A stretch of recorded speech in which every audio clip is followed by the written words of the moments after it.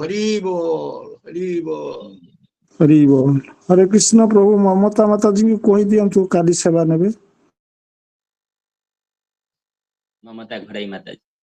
हरे कृष्णा ठीक अछि ममता माता जी आपनकर रहिला काली ममता घड़ाई माता जी हरे कृष्ण प्रणाम दंड आपनकर काली रहिला पर दिन को रहिबो लिप्सिता माता जींकर हमरो हमर प्रभु करिवे मु करिमी 2 दिन रहबा ताले 2 दिन हां ठीक अछि 2 दिन आपन सल्ला परे लिप्सिता माता जींकर रहिबो ठीक अछि माता जी हरे कृष्ण ठीक हरि बोल तो एबे हमें हमर हिजरेस भद्रचारू प्रभु जी को स्वागत करबा 3 थर हरिबोल देई की प्रभु जींकर पारमार्थिक उन्नति सकाशे हरि हरि बोल हरि बोल हरि बोल जय जगन्नाथ भद्रचारी प्रभु की जय।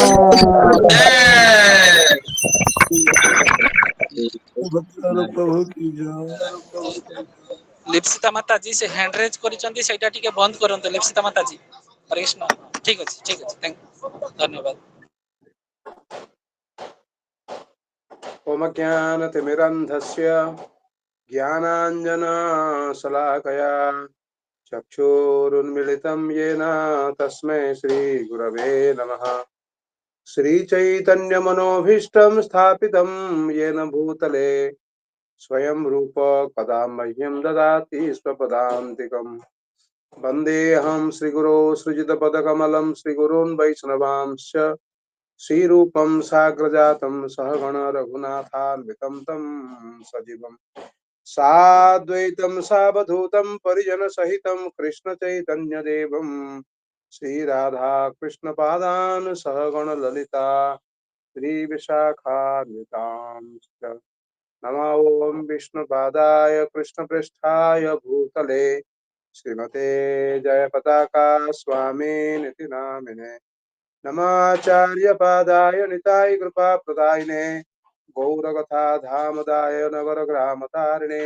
नमो ॐ विष्णुपादाय कृष्णपृष्ठाय भूतले श्रीमते भक्तिवेदान्त स्वामिनिति नामिने नमस्ते सारस्वते देवे गौरवाणी प्रचारिणे निर्विशेष शून्यवादी पाश्चात्यदेशतारिणे वंशाकल्पतरुभ्यश्च कृपा सिन्धुभ्य एव च पतितानां पावनेभ्यो वैष्णवेभ्यो नमो नमः। नमो महावदन्याय कृष्ण प्रेम प्रदायते कृष्णाय कृष्ण चैतन्य नाम्ने गौरतिसे नमः। हे कृष्ण करुणा सिंधु दीनबंधु जगतपते गोपेश गोपिका कांत राधा कांत नमस्ते। श्रीमान रासरसारंभी वंशी वटतरस्यतः कर्षं वेणुसुरेर्गोपीर्गोपीनाथ श्रेयस्तुनः तप्त कांचन गौरांगी राधे वृंदावनेश्वरी वृषभानुसुते देवी प्रणमामि हरिप्रिये। नीलाचल निवासाय नित्याय परमात्मने बलभद्र सुभद्राभ्यां श्रीजगन्नाथाय ते नमः। भागिसायस्य वदने लक्ष्मीर्यस्य च वक्षसि यस्यास्तिहृदये संवितं नृसिंहमहं भजे। उग्रं वीरमहाविष्णुं ज्वलन्तं सर्वतोमुखं नृसिंहं भीषणं भद्रं मृत्युर्मृत्यो नमाम्यहम्। जय श्री कृष्ण चैतन्य प्रभु नित्यानंद श्री अद्वैत गदाधर शिवासादि गौर भक्तवृंद हरे कृष्ण कृष्ण कृष्ण हरे हरे हरे राम राम राम हरे हरे। हरे कृष्ण समस्त वैष्णव एवं वैष्णवी मानकर श्री चरणारविंदरे दंडवत प्रणाम। आपण मानकर आशीर्वाद आम मानकर एकांत काम्य। तो गतकाली आमे माने 6टा प्रश्न संपर्क रे आलोचना करथिले। तो ये प्रश्न सुनिबा परे एठी व्यासदेव कहउछंती जे इति संप्रश्न संभृष्टो विप्राणाम रोमहर्षणि। ए प्रश्न गुडी सुनिबा परे ब्रह्महर्षणकर पुत्र उग्रश्रवा सुत श्री सुत गोस्वामी से खूब आनंद हेले खूब संतुष्टि लाभ कले संभृष्ट संतोष प्रकाश करुछंती एवं से ब्राह्मण मान को कहउछंती अर्थात से ऋषि मान को कहउछंती प्रतिपूज्य वचस्तेषां प्रवक्तुम उपचक्रमे सेमानंकु धन्यवाद देले एवं सेमानकर प्रश्नर उत्तर देबाकू प्रयत्न कले। ता पूर्व से 3टा श्लोक रे प्रार्थना करुचंती। प्रथम 2टा श्लोक श्री सुखदेव गोस्वामी को पाई उद्दिष्ट। से कहउचंती प्रणति ज्ञापन रे कहउचंती जम प्रभजन शिशुदवाच जम प्रभजन्तमनुपेतमपेत्य कृत्यम दैपायनो विरह कातराजुहाव पुत्रेति तन्मयतया तरवोऽभिनेदुस् तं सर्वभूतहृदयं मुनिमानतोऽस्मि कहउचंती जे शिशुदेव गोस्वामी कहले मु सेई महान ऋषि श्री सुखदेव गोस्वामी को सम्मान पूर्वक प्रणाम करुछि जे कि समस्त हृदय रे प्रवेश करि पारंती। से महाशय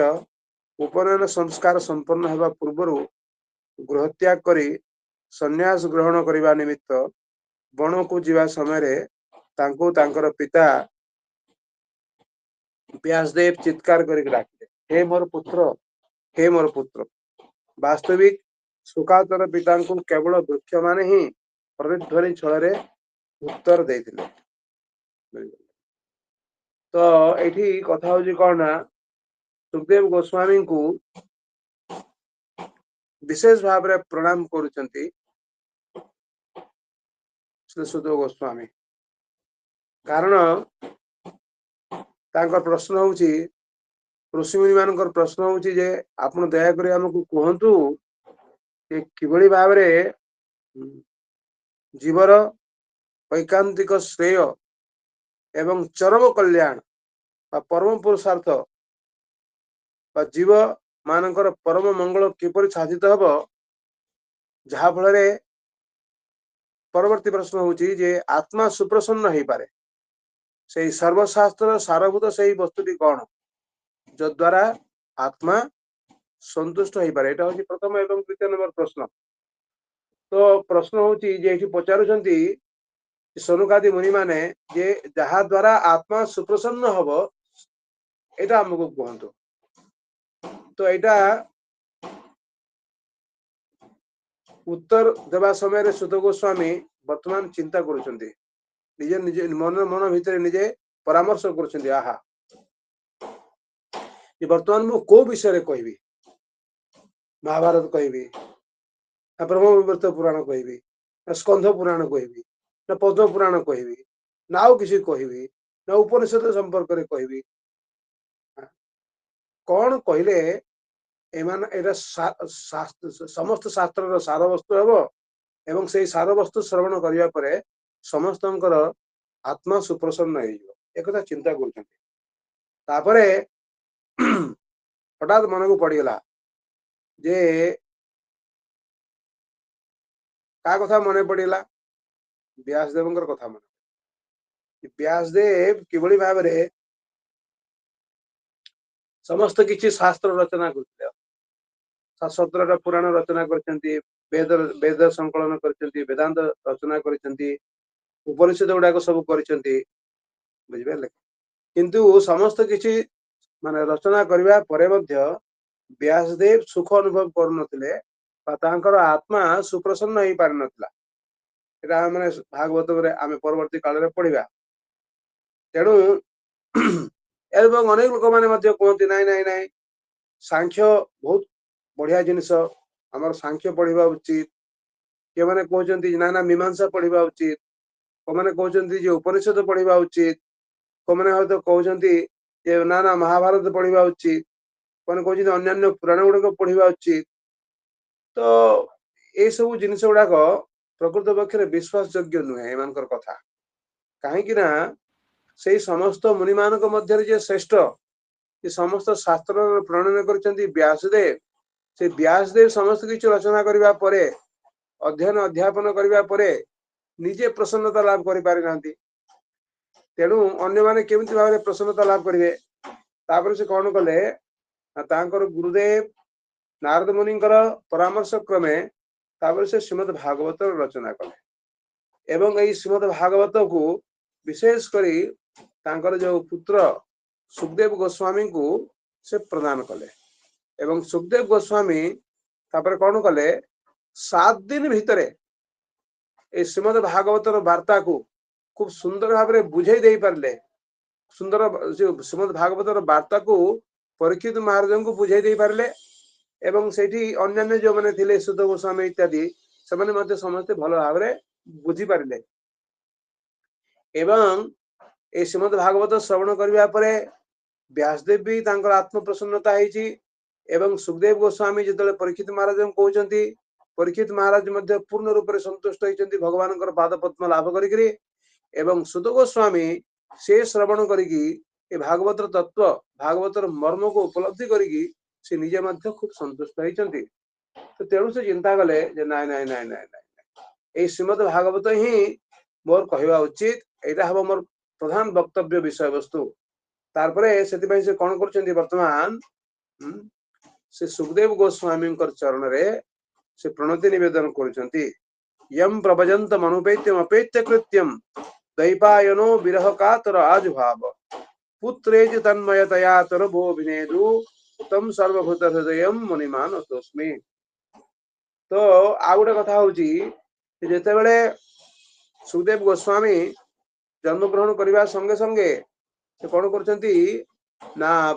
चली जाऊँ जंगल को चली जाऊँ घर रहूना यार भितर जदियो 16 वर्ष माँ गर्भ थे एवं ए पर्यंत कौन संस्कार है नहीं जातकर्म संस्कार पौष्टिक संस्कार पौष्टिक कर्म बा अन्नप्राशन बा जो उपनयन पर्यंत किसी कौन प्रकार संस्कार है बिना संस्कार संस्कार असल प्रयोजन ना सुखदेव गोस्वामी एभली स्तर में थे ब्रह्मभूत स्तर में थे से सब संस्कार किसी प्रयोजन ना किंतु जेहेतु व्यासदेव तो लोक शिक्षा प्रदान करेंगे एवं द्वितीय कथा हूँ पछरे पछरे डाकुं बापा बापा बोले डाकुं पुत्र पुत्र बोले डाकुं तो जदियो बाहिक दृष्टि मन हूँ व्यासदेव पुत्र प्रति आसक्त होगी पुत्र पुत्र बोली डाकुं किंतु यहाँ घटना आदौ ठीक नुहे व्यासदेव होती भगवान व्यासाय विष्णु रूपाय व्यास रूपाय वैष्णवे एवं एभली ज्ञानी जे समस्त को मायारू मुक्त कर मोहर मुक्त कर कहीं मोहयुक्त हेबे कहीं से मोह प्रति पुत्र प्रति कहीं आसक्त हेबे कहीं आसक्त हेबेनी जो सांसारिक आसक्ति न रही पुत्र जो होती परम भागवत पुत्र होती जहाँ को नहीं परिकल्पना कर भागवत शिखेबे भगवत तत्व विज्ञान शिखेबे एवं परवर्ती काल में सुखदेव गोस्वामी श्रीमद् भागवतर भक्ता हेबे से पुत्र को उपयुक्त शिक्षा देवाई अर्थात जो शिक्षा ए पर्यंत सुखदेव गोस्वामी लाभ कर पारि नांती से निर्विशेष ब्रह्म जहाँ मन एवं चित्त सन्निविष्ट रही भगवत तत्व प्रदान करने से स्वाभाविक भाव में पुत्र प्रति आसक्त हो पुत्र प्रति जो आसक्ति यहाँ हूँ स्वाभाविक आसक्ति यहाँ हूँ प्रकृत आसक्ति एभली आसक्त रहा उचित एमती वैराग्य होगा उचित नुहे मोर पुओ मैंने जहाँ किसी करूँ मोर किसी चेष्टा करवा उचित नुहे ना पुओ मान उपयुक्त शिक्षा देवा पुओ मान गीता भागवत शिक्षा प्रदान करवा भक्तिर शिक्षा प्रदान करने आसक्त रहा उचित मोर पुत्र कन्या मैंने किभली भाव में गीता भागवत पढ़े कि भाव में भक्ति जायजन करेंगे भक्ति जो तत्व से केमी भाव में अवगत हेबे यही संपर्क में चेष्टा करवा उचित एवं व्यासदेव ये आम मान शिक्षा प्रदान कर पुत्र को डाकुं पुत्र पुत्र पुत्र एवं प्रकारांतरे सुखदेव गोस्वामी किभली को परिस्थित अच्छा श्री सुखदेव गोस्वामी सर्वभूत हृदय समस्त जीव मान हृदय अवस्थान कर अर्थात गछ वृक्ष लता जे समस्त जीव गुड़ाक सब रही समस्त हृदय अवस्थान करी वृक्ष जो प्रतिध्वनि दौची कहते पुत्र पुत्र बापा बापा इस समय से गछपत्र कौन कर उत्तर प्रदान कर इको इको द्वारा प्रतिध्वनि कर पुत्र पुत्र माने कौन जे सुखदेव गोस्वामी प्रत्येक हृदय निवास कर पारंती प्रत्येक हृदय अवस्थान कर पारंती तेणु सुध गोस्वामी वर्तमान सुखदेव गोस्वामी को विशेष भाव में प्रार्थना कर हे प्रभु आपण तो समस्त भूत समस्त जीव मान हृदय बास कर पारंती तेणु मोर हृदय आपण निवास पूर्वक आपण मो माध्यम मोर वाणी को अलंकृत करंतु एवं आपण एवं मोर माध्यम मोर जिहार माध्यम मोर मुख माध्यम आपण श्रीमद भागवत को परिवेषण कर कारण आपन सामर्थ्य से क्षमता रही अनेक समय कौन हुए ना भगवान भक्त मान जिहारे अवस्थान करती एवं भक्त मान माध्यम से जो धर्म कथा गीता भागवतर कथा प्रकाश कर जिते देवता माने भगवान को प्रार्थना कर नारायण स्वयं से व्यास रूप धारण कर व्यास अवतार रे आसंती एवं ये समस्त शास्त्र गुड़ाक संकलन कर व्यास को कहा व्यासाय व्यास व्यास व्यासाय विष्णु रूपाय व्यास रूपाय वैष्णवे तो व्यासदेव होती विष्णु व नारायण तो ठीक से भाव सुखदेव गोस्वामी सुत गोस्वामी हृदय अवस्थान करी भागवत कथा कहबार प्रवृत्ति एवं ज्ञान एवं सामर्थ्य प्रदान करंतु एटा होची तांकर गोटे उद्देश्य एवं सुखदेव गोस्वामी तांकर अंतःकरण रे प्रवेश करी तांकर मुह देखी जेमति श्रीमद् भागवत कथा कहंतु ए कथा कहउछथि आ द्वितीय कथा होची ता परवर्ती श्लोक रे ता परवर्ती श्लोक रे वर्णना करा होची जह स्वानुभावम अखिल स्तुतिसारमेकम अध्यात्म दीपम अतिथितीर सताम तमोन्धम संसारिणाम करुणाह पुराण गुह्यम तम व्यास सुनुम उपयामे गुरुम मुनिना एवजंती गुरुम मुनिनाम समस्त मुनि मानकर गुरु होजंती श्री सुखदेव गोस्वामी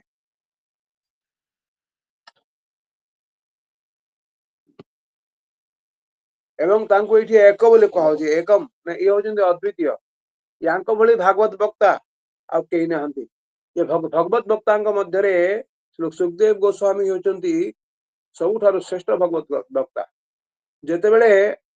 सुखदेव गोस्वामी से एक एवं अद्वितीय जेते सुखदेव गोस्वामी परीक्षित महाराजंकर सभा रे जाके उपस्थित हेले सेही समय रे सेठी नारद मुनि मध्ये उपस्थित थिले सेठी व्यास मुनि मध्ये सेठी उपस्थित थिले अन्यान्य देवर्षि महर्षि राजर्षि समस्त सेठी उपस्थित थिले किंतु जेतेबेले सुखदेव गोस्वामी सेठी आसी उपस्थित हेले नारद व्यास वशिष्ठ जेते सब अछंती समस्त सेठी ठिया ही पड़ले समस्त अभ्यर्थना जणैले तांको अभिवादन कले एवं तांको सम्मान जणैले जदियो व्यासदेव पुत्र होचंती सुखदेव गोस्वामी एवं नारद मुनि कर शिष्यर पुत्र होचंती सुखदेव गोस्वामी बा शिष्य नारद मुनि मध्ये सेठी माने कोन करछिंती ना सेठी दंडामान हेई तांको अभ्यर्थना जणैछंती तांको सम्मान जणैछंती एथिरि जणवे पडुछि जे ये केमती एकम एवं अद्वितीय सेति तांको एक बोली कहछि एवं ये कोन करछंती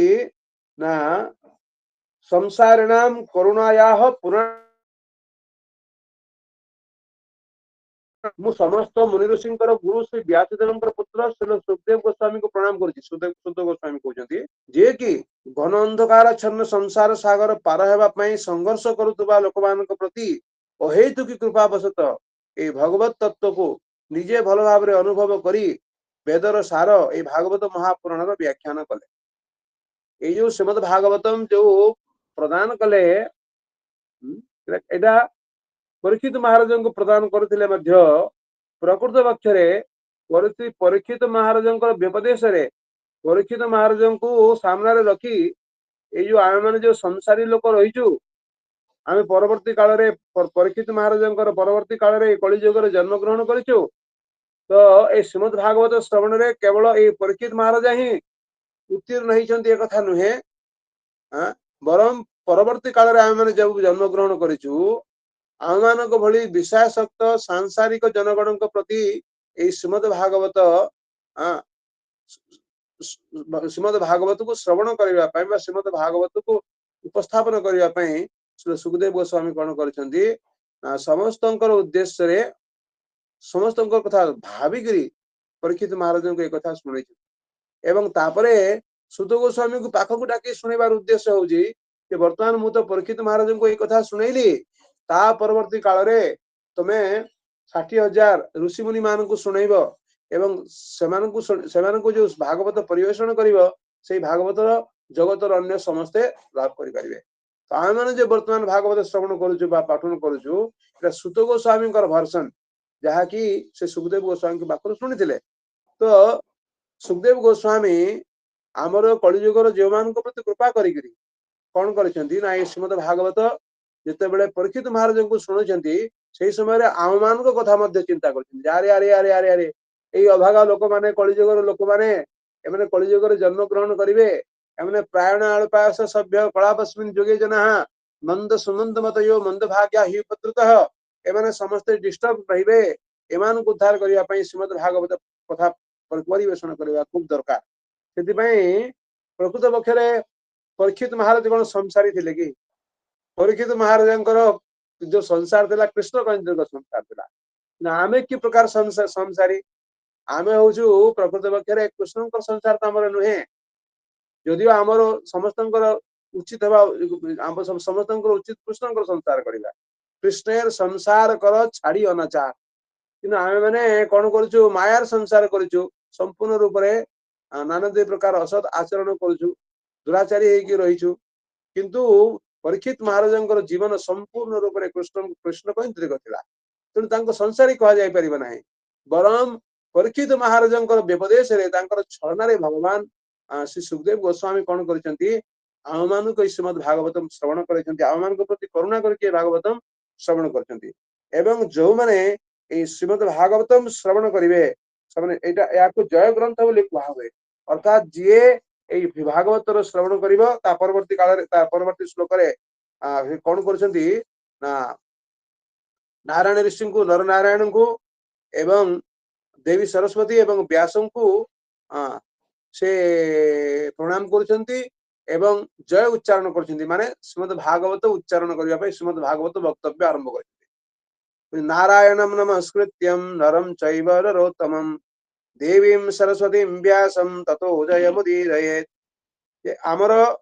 ବିଜୟର ପରମ ସାଧନ ଏଇ ଶ୍ରୀମଦ ଭାଗବତକୁ ଜୟ ବୋଲି କୁହାଯାଉଛି। ଜୟମ୍ ଇତି ଜୟମ୍ ମୁଦିରୟେତ୍ ତतो ଜୟ ମୁଦିରୟେତ୍। ମାନେ ଜୟ ମାନେ କଣ? ଏ ଶ୍ରୀମଦ ଭାଗବତ ହଉଛି ଜୟ। ଆମର ବିଜୟର ପରମ ସାଧନ ଶ୍ରୀମଦ ଭାଗବତମ। କଣ କାହା ଉପରେ ଆମେ ବିଜୟ କରିବା? ଏ ବିଜୟ ପତାକା କିଏ? ଏଇ ଜୟ ପତାକା କିଏ? ଏ ଜୟ ପତାକା ହଉଛନ୍ତି ଶ୍ରୀମଦ ଭାଗବତ। ବୁଝିଲେ? କାହା ଉପରେ ବିଜୟ ସାଧନ କରିବେ? ନା ଜନ୍ମ ମୃତ୍ୟୁ ଜରା ବ୍ୟାଧି ତ୍ରିତାପ ଉପରେ ବିଜୟ କରିବେ। ଜୟ ମାନେ ଜୟ ୟାର ଉଚ୍ଚାରଣ କଲେ, ଏ ଶ୍ରୀମଦ ଭାଗବତର ସେବନ କଲେ, ଶ୍ରବଣ କଲେ, ପଠନ କଲେ, ପାଠନ କଲେ, ଅଧ୍ୟୟନ ଅଧ୍ୟାପନ କଲେ ନିଶ୍ଚିତ ଭାବରେ ଜନ୍ମ ମୃତ୍ୟୁ ଜରା ବ୍ୟାଧିର ଚକ୍ରରୁ ଆମେ ମାନେ ସମସ୍ତେ ମୁକ୍ତ ହେଇପାରିବା। ଆଉ ପୁନରପି ଜନନମ୍ ପୁନରପି ମରଣମ୍ ପୁନରପି ଜନନୀ ଯଠରେ ଶୟନମ୍। ଏଇ ସମସ୍ତ ସଂସାର ଚକ୍ର ଆଉ ରହିବ ନାହିଁ। ତ୍ରିତାପ ଦୁଃଖ ସମୂଳେ ସମସ୍ତ ପାଡ଼ିତ ହେଇଯିବ। ତାପତ୍ରୟ ବିମୁକ୍ତାନ ସମସ୍ତ ବିମୁକ୍ତ ହେଇଯିବା। ତ ଆମର ଏଇ ବିଜୟର ପରମ ସାଧନ ଶ୍ରୀମଦ ଭାଗବତମ କଥାର ଆରମ୍ଭ ପୂର୍ବରୁ କହିବା ପୂର୍ବରୁ ସୁଧ ଗୋସ୍ୱାମୀ କଣ କହୁଛନ୍ତି ନା ମୁଁ ଭଗବାନ ନାରାୟଣଙ୍କୁ ସାଦର ପ୍ରଣାମ କରୁଛି ଏବଂ ସର୍ବୋଚ୍ଚ ମାନବ ନରନାରାୟଣ ଋଷିଙ୍କୁ, ବିଦ୍ୟାର ଦେବୀ ମାତା ସରସ୍ୱତୀଙ୍କୁ ତଥା ଶ୍ରୀଲ ବ୍ୟାସଦେବଙ୍କୁ ପ୍ରଣାମ କରୁଛି। ଏବଂ ତାପରେ ପଞ୍ଚମ ଶ୍ଲୋକରେ ଶ୍ରୀଲ ସୁଧ ଗୋସ୍ୱାମୀ ସୌନକାଦି ଋଷିମୁନି ମାନଙ୍କର ପ୍ରଥମ 5 ଏବଂ 6 ନମ୍ବର ଶ୍ଲୋକରେ ପ୍ରଥମ ଏବଂ ଦ୍ଵିତୀୟ ଯୋଉ ପ୍ରଶ୍ନ ଥିଲା ସେଇ ପ୍ରଶ୍ନର ସଂକ୍ଷିପ୍ତ ଉତ୍ତର ପ୍ରଦାନ କରିଛନ୍ତି। ଆମର ପ୍ରଥମ ପ୍ରଶ୍ନ କଣ ଥିଲା? ପ୍ରଥମ ପ୍ରଶ୍ନ ଥିଲା ଯେ କିଭଳି ଭାବରେ ଜୀବର ଏକାନ୍ତିକ ଶ୍ରେୟ ଅର୍ଥାତ ଚରମ କଲ୍ୟାଣ ବା ପରମ ପୁରୁଷାର୍ଥ ଏବଂ ବା ଜୀବନ ପରମ ମଙ୍ଗଳ କିପରି ଭାବରେ ସାଧିତ ହେଇପାରିବ ସେ କଥା କୁହନ୍ତୁ। ତ ତାରି ଉତ୍ତରରେ ସେ କଣ କରୁଛନ୍ତି ନା ପ୍ରଥମେ ତ ତାଙ୍କୁ ଧନ୍ୟବାଦ ଦଉଛନ୍ତି। ମୁନୟ ସାଧୁ ପୃଷ୍ଟ ହମ୍ ଭବତ ଭୀର ଲୋକମଙ୍ଗଳମ୍ ଯତ୍କୃତଃ କୃଷ୍ଣ ସଂପ୍ରଶ୍ନୋ ଜେନାତ୍ମା ସୁପ୍ରସିଦ୍ଧତି। ସେ କହୁଛନ୍ତି ଯେ ଆପଣମାନଙ୍କ ପ୍ରଶ୍ନ ଅତ୍ୟନ୍ତ ମୂଲ୍ୟବାନ ଅଟେ ଏବଂ ତାହା କୃଷ୍ଣ ସମ୍ବନ୍ଧୀୟ ଅଟେ। ଅତଏବ ସେ ସମସ୍ତ ସଂସାରର କଲ୍ୟାଣ ନିମିତ୍ତ କେବଳ ଏ ପ୍ରକାର ପ୍ରଶ୍ନ ହିଁ ଆମକୁ ପୂର୍ଣ୍ଣ ତୃପ୍ତି ପ୍ରଦାନ କରିପାରିବେ। ଏଇଟା ହେଲା ଉତ୍ତର। अर्थात किभଳି आत्मा सुप्रसन्न लाभ करि परिबो जेले कृष्णଙ୍କ संबंधରେ ଆମେ ମାନେ ଶ୍ରवଣ କରିବା ଏବଂ कृष्णଙ୍କ संबंधରେ सर्वोत्कृष्ट वर्णना कोठी रहिछि श्रीमद् भागवत रे रहिछि श्रीमद् भागवतम होछि भगवान श्री कृष्णଙ୍କର गुणानुवाद ग्रंथ अतएव आपण जो प्रश्न करछन्ते कृष्णଙ୍କ संबंधରେ आपण जो केमति भाबरे आत्मा प्रसन्न होई परिबो कृष्ण संबंधी प्रश्न तेणु कृष्ण संबंधी प्रश्नर उत्तर मते हमको सुनिया पड़िबो से उत्तरटा होजे कोन श्रीमद् भागवतम श्रीमद् भागवतम रे कृष्णଙ୍କ संपर्क रे वर्णना करा है एवं एथि पय एटा समस्त संसारर कल्याण निमंते उद्दिष्ट पुंसाम एकांततः श्रेयस तत्र संसितुमर्हसि एतरे श्रेय मनुष्यर जीवर श्रेय हबो एवं तांकर आत्मा सुप्रसन्न हबो तो एथि श्रील प्रभुपाद कहउछन्ति कि पूर्वरु कहा जाय जे श्रीमद् भागवतम द्वारा अद्वैत सत्य रो ज्ञान हेबा उचित तेणु नैमिषारण्य ऋषि माने जो प्रश्न पचारिले ताहा बड़ तथ्यपूर्ण और यथार्थ अटे कारण से प्रश्न मान भगवान श्रीकृष्णଙ୍କର संबंधी अटे जे कि साक्षात भगवान मूर्तिमान अद्वैत सत्य अटंती भगवत गीतार 15 नंबर अध्याय 15 नंबर श्लोक रे कहउछन्ति सर्वेश वेदेर अहमेव वेद्यम वेदांत कृत वेद विदेव चाहम कहउछन्ति जे भगवत गीतार भगवान कहउछन्ति जे वेदरे सर्वेषु वेदे समस्त वेदर प्रतिपाद्य विषय वस्तु होउछु मु मोते जानिबा होई होउछि वेदर प्रकृत उद्देश्य कि समस्त वेद वेदांत पुराण इतिहास पाठ करबा परे जदि कोनोसी व्यक्ति भगवान को भगवत स्वरूप रे बुझी पारला नाही तले कोन हमर ओडिया रे कहंती सप्तकांड रामायण शेष हे गला माई की अंडीरा सीता जणा न पड़िला बुझी पारले तेणु सबु वेद वेदांत पुराण इतिहास पाठ कर देबा परे भी पंडित माने जदि बुझी पारंते नाही कि कृष्ण होती होउचंती समस्त कारण परम कारण समस्त वस्तुर आध्यात्मिक एवं जागतिक वस्तुर परम उत्स से अहम सर्वस्व प्रभु मत सर्वम प्रवर्तते भगवान को अपेक्षा परम सत्य वस्तु बोली किछि नाही नान्यत परतरम नान्यत मत्तः परतरम नान्यत किंचित अस्ति धनंजय भगवान होचंती समस्त यज्ञ भोक्ता समस्तंकर मंगलमय मंगलाकांक्षी बंधु भोक्तारम जगतवसाम सर्वलोक महेश्वरम एक कथा जितले बुझी पारंती नाही एवं भगवान चरण में शरणापन्न हेबा होची जीवर प्रकृत कर्तव्य सर्वधर्मान परित्यज्य मामेकम शरणम व्रज ताले सेमानंकर वेद पाठ करिबा सेमानंकर जो गीता सेमानंकर जो जहा किछि से माने पाठ करूचंती तार किछि मूल्य रहला नै समय बहि केवल बुझि पारले तो भगवान होचंती गीतार प्रतिपाद्य विषय वस्तु माने वेदर प्रतिपाद्य विषय वस्तु अतएव केवल भगवान को संबंध अन्वेषण करिवार अभिप्सा जागृत करिवा कथा ही अछि तेणु कृष्ण संबंधी वैदिक जिज्ञासार सार कथा ही अटे अर्थात कृष्ण संबंधी जो प्रश्न बा कृष्ण संबंधी जिज्ञासा एटा ही होची वैदिक सार वस्तु तापरे 6 नंबर श्लोक सबे पुंसाम परो धर्मो जतो भक्ति रथोक्षजे अहेतुकीय प्रतिहता यजात्मा सुप्रसीदति ये प्रश्न एवं द्वितीय प्रथम एवं द्वितीय प्रश्न उत्तर रे कथा मध्ये कहउचंती जे समस्त समस्त शास्त्रर सार वस्तु जहा द्वारा आत्म सुप्रसन्नता लाभ करि पारिबो सेटा कोन समग्र मानव समाज पई सर्वश्रेष्ठ वृत्ति बा धंदा हेउची ताहा जहा द्वारा मानव भगवानंकर प्रेमपूर्ण सेवा उपलब्धि करि पारिबो ए प्रकार दिव्य सेवा कारण रहित एवं अखंड हेबा उचित अहेतुकी एवं अप्रतिहता अखंड किंतु प्रतिहत हेब ना जेमिति गंगा प्रभावमान एवं गंगा को यदि कौन जगह के अटैबा को चेष्टा करिवो से कोन संभव चिरसता से एवं तापरे यदि अटकेइबे से कोन अटकई परिबे यदि गंगा को अटकई हेब नै समुद्र रे जेकी पड़िबे ठीक से भली भाबरे ए भगवान कर भक्ति की भली हेबा उचित न प्रतिहत हेबा उचित ताले आत्मा प्रसन्न एवं संपूर्ण रूप रे तृप्त हो तेणु एमती रहे जे आमे आज भक्ति करिबा आ किछि दिन माने हलानी तापरे आ भक्ति करिबा नै जेमती कोनती मने पड़िले ध्यान रे बसंती आ हठात मने पड़ि गेला आज ध्यान करिबा सेठी जेमती जोग ठीक सठिक भाबरे जोग हुए नै तेणु आ माने मने पड़िले तापर आमर इच्छा है भगवान भजन करवा इच्छा न है भगवान भजन करवा एक कथा नुहे वैदिक भक्ति इच्छा हो बा न हो भगवान नाम आमको आनंद प्रदान करंतु आनंद प्रदान न करंतु भगवान को निर्भर करे भगवान होचंदी स्वतंत्र भगवान नाम मध्य स्वतंत्र अनेक समय जप करने समय आनंद प्राप्ति हुए अनेक समय जप करने को इच्छा हुए ना कि कौन करने पड़ो जबरदस्ती भगवान नाम करने पड़ो मन को जबरदस्ती करने पड़ो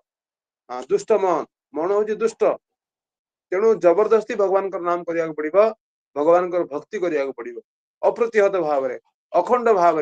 इच्छा हो बा न हो आनंद पाऊ बा न पाऊ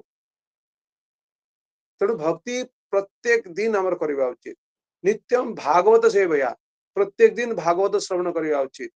प्रत्येक दिन भगवान नाम जप करवा उचित गुरुदेव जो निर्देश प्रदान कर गोटे दिन नुहे 2 दिन नुहे प्रत्येक दिन chant 16 rounds and follow for regulatory principles and serve Krishna जो सेवा देछंदी ताको प्रत्येक दिन करवा उचित तो एटा हला अखंड बा अप्रतिहत ताहले आत्मा प्रसन्न हबो यदि आत्मा हठात मन पड़गला जप करवा किछि दिन पर जप करवा नै पुणी इच्छा हला पुणी जप करवा एथरे आत्मा सुप्रसन्न हबो ना जो निर्देश हम माने लाभ करिछु जो उपदेश हम माने लाभ करिछु ताको प्रत्येक दिन हमको सेटा को संपादन करिया पड़िबो तेबे आत्मा सुप्रसन्न हबो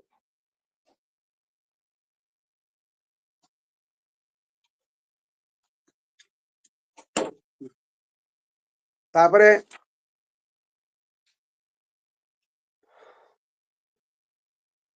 एटा ये जो भगवान सेवा एटा एटा होची हमर प्रकृत पक्ष हमर जीवन रो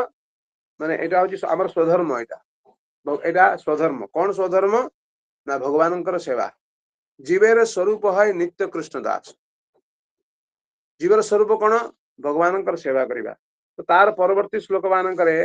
8 नंबर श्लोक 9 नंबर श्लोक 10 नंबर श्लोक मान ये कौन कराउची ना जीवर प्रकृत स्वधर्म कौन एवं जीवर उद्देश्य कौन हवा उचित से संपर्क वर्णना करा 7 श्लोक कहते वासुदेवे भगवती भक्ति योग प्रयोजितः जनयत्यास वैराग्यम ज्ञानम च यत हेतुकम परम पुरुष भगवान श्रीकृष्ण प्रेममयी सेवारे नियुक्त हो गले व्यक्ति संगे संगे अहेतुकी ज्ञान और संसार वैराग्य प्राप्त हुए जिते भगवान प्रेममयी सेवारे व्यक्ति युक्त हब सेते से अहेतुकी ज्ञान लाभ कर भगवान जो तत्व ज्ञान लाभ कर एवं तापरे जड़जागतिक आसक्ति से वैराग्य लाभ कर अतएव भक्ति बा प्रेममयी सेवा ही हूँ प्रकृत पक्ष ज्ञान एवं वैराग्यंकर जननी जो माने भगवान श्रीकृष्ण प्रेममयी सेवा को सांसारिक भावकता पूर्ण भाव भाव बोली भावंती से तर्क करि पारंती जे धर्मशास्त्र मानक यज्ञ दान तप ज्ञान सिद्धि तथा एही बड़ी अन्य प्रक्रिया अप्राकृत उपलब्धि निमित्त स्वीकार होई अछि सेमानक मत अनुଯାयी भक्ति केवल से मानक पई जो माने उच्च साधना करि पारंती बुझिबाले ए बड़ी किछि किछि मूर्ख माने ए बड़ी से माने जुक्ति करंती एवं से माने कोनती जे भक्ति पथ वैश्य एवं अल्पज्ञ स्त्री जीति पई उद्दिष्ट किंतु यह प्रकृत सत्य नुहे भक्ति योग समस्त साधना पद्धति मध्य सर्वश्रेष्ठ अटे एवं एक साथी व्यापक और सुगम अटे जो विशुद्ध भक्त माने निष्ठा सहकारे भगवत संबंध जोड़िबा पई खूब आग्रह सेमानक पई यह उदार अटे एवं यह नवागत भक्त मान निमित्त अन्य पद्धति परि जटिल न होई अभ्यास करने निमित्त अत्यंत सुगम अटे राज विद्या राजगुह्यम पवित्रम इदमुत्तमम प्रदक्षा भगवम धर्म्यम सुसुखम कर्तव्य समस्त लोक माने जो जाजन करेंगे अत्यंत सुगम अटे समस्त भल भाव में करें कार किसी कष्ट हम ना एवं श्रेष्ठ पद्धति राज विद्या राजगुह्य भगवान श्रीकृष्ण साथी रे विस्तृत संबंध को जोड़िबा निमित्त यह एक महान विज्ञान अटे वैश्य शूद्र स्त्री एपरिक शूद्र ठारू नीच जाति मानक पई मध्य समस्त जीव मानक पई यार द्वार उन्मुक्त ଆପଣ ଆଜିକାଲି ଦେଖନ୍ତୁ କିଭଳି ଭାବରେ ସମସ୍ତ ପ୍ରକାର ଲୋକମାନେ ସମଗ୍ର ପୃଥିବୀର ଲୋକମାନେ ଜାତି ଧର୍ମ ବର୍ଣ୍ଣ ନିର୍ବିଶେଷରେ ଆବାଳ ବୃଦ୍ଧ ବନିତା କିଭଳି ଭାବରେ ଶ୍ରୀ ପ୍ରଭୁପାଦଙ୍କ ଦ୍ୱାରା ଅନୁପ୍ରାଣିତ ହେଇ ଶ୍ରୀ ପ୍ରଭୁପାଦଙ୍କର କୃପାରୁ ଆଜି ସମସ୍ତେ ଭକ୍ତି ଆନ୍ଦୋଳନରେ ଅଂଶଗ୍ରହଣ କରୁଛନ୍ତି, ଭଗବାନଙ୍କର ନାମ ଜପ କରୁଛନ୍ତି, ଭକ୍ତିର ଅଙ୍ଗ ଗୁଡାକ ଯାଜନ କରୁଛନ୍ତି ଏବଂ ସମସ୍ତ ପ୍ରକାର ଭକ୍ତିର ଯୋଉ ଭିନ୍ନ ଭିନ୍ନ ଅଙ୍ଗ ଗୁଡିକ ରହିଛି ସେଗୁଡାକ ଯାଜନ କରିକି ବଡ ସୁନ୍ଦର ଭାବରେ ଅଛନ୍ତି। ଏପରିକି ମାନେ ବିଦେଶୀ ଲୋକମାନେ ମଧ୍ୟ ଯଦି ବିଦେଶୀ ଲୋକମାନଙ୍କ ଦ୍ଵାରା ଏଇଟା ସୁଗମ ହେଇପାରେ ତାହେଲେ ଆମ ଭାରତୀୟ ଲୋକଙ୍କର ପାଇଁ ଏହା ତ ଆହୁରି ସୁଗମ ହବା ଉଚିତ, କାରଣ ଆମେ ଏଥିରେ ଅଭ୍ୟସ୍ତ ରହିଛୁ। ତେଣୁ ଏଇଟା ଅତ୍ୟନ୍ତ ସୁଗମ, ଏଇଟା ହଉଛି ପ୍ରମାଣ। ଧର୍ମ ସନୁଷ୍ଠିତ ପୁଂସାಂ ବିଶ୍ୱକ୍ସେନ କଥା ଶ୍ରୁୟ ନୋତ୍ପାଦये ଯଦି ରତିମ୍ ଶ୍ରମ ଏବ ହି କେବଳମ୍। ତ ମାନବ ଯାହା କିଛି କର୍ତ୍ତବ୍ୟ କର୍ମ କରୁନା କାହିଁକି, ତାହାର ଯଦି ଯାହା କିଛି ଧର୍ମ ଯାଜନ କରୁ ବା ନିଜର ବୃତ୍ତି ଅନୁସାରେ ଧର୍ମ ଯାଜନ କରୁ, ବର୍ଣ୍ଣାଶ୍ରମ ବର୍ଣ୍ଣ ଏବଂ ଆଶ୍ରମ ଅନୁସାରେ କିଏ ବ୍ରହ୍ମଚାରୀ, କିଏ ଗୃହସ୍ଥ, କିଏ ବାନପ୍ରସ୍ଥ, କିଏ ସନ୍ନ୍ୟାସ, କିଏ ବ୍ରାହ୍ମଣ, କିଏ କ୍ଷତ୍ରିୟ, କିଏ ବୈଶ୍ୟ, କିଏ ଶୂଦ୍ର, ନିଜ ନିଜର ବର୍ଣ୍ଣ ଏବଂ ଆଶ୍ରମ ଅନୁସାରେ ଯେତେ କର୍ତ୍ତବ୍ୟ କର୍ମ ସମ୍ପାଦନ କରନ୍ତୁ ନା କାହିଁକି, ତାହା ଯଦି ଭଗବାନଙ୍କର କଥା ପ୍ରତି ରୁଚିଜାତ ନ କରାଇଲା, ଅର୍ଥାତ୍ କଥା ଶ୍ରବଣରେ ଯଦି ରୁଚିଜାତ ନ ହୁଏ, ନୋତ୍ପାଦୟେତ୍ ଯଦି ରତିମ୍ ବିଶ୍ୱକ୍ସେନ କଥା ଶ୍ରୁୟ, ତାହେଲେ କଣ ହବ, ତାହା କେବଳ ବ୍ୟର୍ଥ ଶ୍ରମ ମାତ୍ର ଅଟେ। ତାହେଲେ ସବୁ ଧର୍ମ କର୍ମ କେବଳ ମାତ୍ର ପରିଶ୍ରମରେ ହିଁ ପରିଣତ ହବ। ତା ମାନେ ଧର୍ମ ପଥରେ କେତେ ଅଗ୍ରଗତି କରିଛୁ, ଆଧ୍ୟାତ୍ମିକ ଜଗତରେ ଆମର ଅଗ୍ରଗତି କେତେ, ସେଇଟା ପରୀକ୍ଷା କେମିତି କିଏ କେତେ ଭାଗବତ କଥା ଶ୍ରବଣ କରିବା ପାଇଁ, କୃଷ୍ଣ କଥା ଶ୍ରବଣ କରିବା ପାଇଁ ପ୍ରସ୍ତୁତ ରହିଛି, କାହାର କେତେ ଆସକ୍ତି ଜନ୍ମିଛି, ଏଇଟା ହଉଛି ଆମର ମାପକାଠି। କିନ୍ତୁ ଆମେ ଯେତେବେଳେ ଦେଖିବା ଯେ କୃଷ୍ଣ କଥା ଶ୍ରବଣ କରିବା ପାଇଁ ଆମର ଆସକ୍ତି ଏ ପର୍ଯ୍ୟନ୍ତ ହେଇନାହିଁ, ତାହେଲେ ଆମେ ମାନେ ଆଧ୍ୟାତ୍ମିକ ଜୀବନରେ ଆମର ଅଗ୍ରଗତି ହେଇନାହିଁ, କୋଉଠି କୋଉଠି ଗୋଟେ ଭୁଲ ରହିଯାଇଛି। କିନ୍ତୁ ଏ ଆସକ୍ତିଟା ବଢିବ କେମିତି, ଏ ଆସକ୍ତିଟା ବଢିବ ଜବରଦସ୍ତି ଶୁଣିବା ପରେ, ଇଚ୍ଛା ନଥିଲେ ବି ଶୁଣିବେ। ଯେମିତି ଗୋଟେ ଛୋଟିଆ ଛୁଆ ଅନ୍ନପ୍ରାଶନ ସମୟରେ ତାକୁ ଅନ୍ନ ଖୁଆ ହୁଏ, କିଛି କିଛି ପିଲାମାନେ ତ ଖାଇଛନ୍ତି, ଗବାଗପ ଖାଇଛନ୍ତି, ଆଉ କିଛି କିଛି ପିଲାମାନେ ସବୁ କାନ୍ଦନ୍ତି, ଏମିତି କାନ୍ଦନ୍ତି ଯେମିତି ମା ତା ମୁହଁରେ ବା ବାପା ତା ମୁହଁରେ ବିଷ ଦେଇ ଦଉଛନ୍ତି, ଏତେ ଜୋର କାନ୍ଦିବେ, କାରଣ ଭଲ ଲାଗୁନି ତାଙ୍କୁ। କିନ୍ତୁ ପ୍ରତ୍ୟେକ ଦିନ ମା ତାକୁ ଯେତେବେଳେ ଆଦର କରିକି ଖୁଆଇବ, ନାନାଦି ପ୍ରକାରର ମାନେ ଅଜୁହାତ ଦେଖେଇକି କହିବ, ଏଇ ପକ୍ଷୀ ଏଇ ପକ୍ଷୀ ଖାଇଲା, ପକ୍ଷୀ ଖାଇଲା, ଇଏ ଖାଇଲା, ସେ ଖାଇଲା, ଏମିତି ନାନାଦି ପ୍ରକାର ଆଦର କରିବ, ତାକୁ ଭୁଲେଇବ, ଭୁଲେଇକି ଖୁଆଇବ। ସେ ପିଲାଟା ଅନ୍ନ ଖାଇବାରେ ଏତେ ଅଭ୍ୟସ୍ତ ହେଇଯିବ ଯେ ଏକାଦଶୀ ଦିନ ବି ଯେତେବେଳେ ସେ ଅନ୍ନ ଖାଇବାକୁ ମିଳୁନି, ଅନ୍ନ ଟିକେ ମିଳନ୍ତା କି, ଆହା ଆଜି ଅନ୍ନ ମିଳିଲା ନାହିଁ, କେତେବେଳେ ଆଗାମୀ କାଲି କେତେବେଳେ ପାରଣା ହବ ସେଇ ସମୟକୁ ଅପେକ୍ଷା କରି। କେମିତି ହେଲା ଏଇଟା, କାରଣ ପ୍ରତ୍ୟେକ ଦିନ ମା ତାକୁ କଣ କରିଛନ୍ତି, ତାର ଇଚ୍ଛା ନଥିଲେ ସୁଦ୍ଧା ତାକୁ ନାନାଦି ପ୍ରକାର ନାନାଦି ଉପାୟରେ ତାକୁ ଖୁଆଇଛନ୍ତି, ପ୍ରତ୍ୟେକ ଦିନ ଖାଇଛି, ଖାଇ ଖାଇ ଖାଇ ଖାଇ ଖାଇ ଖାଇ ସେ ଏମିତି ଅଭ୍ୟସ୍ତ ହେଇ ପଡିଛି ଯେ ଅନ୍ନ ନ ଖାଇଲେ ତାକୁ ଆଉ ଭଲ ଲାଗୁନି। ବୁଝିପାରିଲେ, ଯେତେବେଳେ ଆମର ଭାରତୀୟ ମାନେ ବିଦେଶକୁ ଯାଆନ୍ତି, ଅନେକ ସମୟରେ ଅନ୍ନ ମିଳେନି, ତ ପାଉଁରୁଟି ଏଇ ସେଇ ଖାଇବାକୁ ପଡେ। ଆଜିକାଲି ଅବଶ୍ୟ ଭକ୍ତମାନେ ଯୋଉଠିକି ଯାଆନ୍ତି ସେଠି ପ୍ରତ୍ୟେକ ଜାଗାରେ ଅନ୍ନ ଟନ୍ନ ହଉଛି ଇସ୍କନରେ, କିନ୍ତୁ ଯେତେବେଳେ ଆମେ ବାହାରକୁ ଯାଉ ବାହାରେ କିଛି ମିଳେନି, ତେଣୁ ଫଳ ଖାଇବାକୁ ପଡେ ବା ଅନ୍ୟାନ୍ୟ ଜିନିଷ ଗୁଡାକ ସବୁ ପ୍ୟାକେଟ ଫୁଡ ଖାଇବାକୁ ପଡେ, ଡ୍ରାଏ ଫ୍ରୁଟ୍ସ ଅମୁକ ତମୁକ। ସେଇ ସମୟରେ ପ୍ରାଣ କଣ ଚାହେଁ, ଟିକେ ଅନ୍ନ କେମିତି ପାଇବା, ଅନ୍ନ କେମିତି ପାଇବା। ଥରେ ଗୁରୁ ମହାରାଜ ଆଗରୁ ପେଣ୍ଡାଲ ପ୍ରୋଗ୍ରାମ ଯାଉଥିଲେ, ବହୁତ ମାସ ମାସ ଧରିକି ଆମ ମାନଙ୍କ ସହିତ ଯାଉଥିଲେ ପ୍ରୋଗ୍ରାମ। ତ ଦିନେ ତ ଜଣେ 3 ଦିନ ଧରିକି ଜଣେ ମାରବାଡି ଆମ ମାନଙ୍କୁ କଣ କରିଛି, ପ୍ରୋଗ୍ରାମ ରେ ଅର୍ଗାନାଇଜ କରିଛି ଏବଂ ଖୁବ ବଢିଆ ବଢିଆ ସବୁ ମାନେ ଭେଜିଟେବୁଲ ପଲାଉ, ବିରିୟାନୀ, ପୁରୀ, ତାପରେ ନାନାଦି ପ୍ରକାରର ମିଠାଇ ଖାଇବାର ବ୍ୟବସ୍ଥା ସବୁ କରିଛି, କିନ୍ତୁ ଅନ୍ନର ବ୍ୟବସ୍ଥା ହେଇନାହିଁ। ତ ଭାଗବତମ କ୍ଲାସ ପରେ ଗୁରୁ ମହାରାଜ ପଚାରିଲେ, କୌଣସି ପ୍ରଶ୍ନ ଅଛି? ତ ଆମର ଜଣେ ପ୍ରଭୁ ଅଛନ୍ତି, ଏବେ ବି ଅଛନ୍ତି, ପ୍ରଭୁପାଦଙ୍କର ଡିସାଇପଲ, ସେ କହୁଛନ୍ତି, ମହାରାଜ অন্য কবে পাওয়া যাবে? অর্থাৎ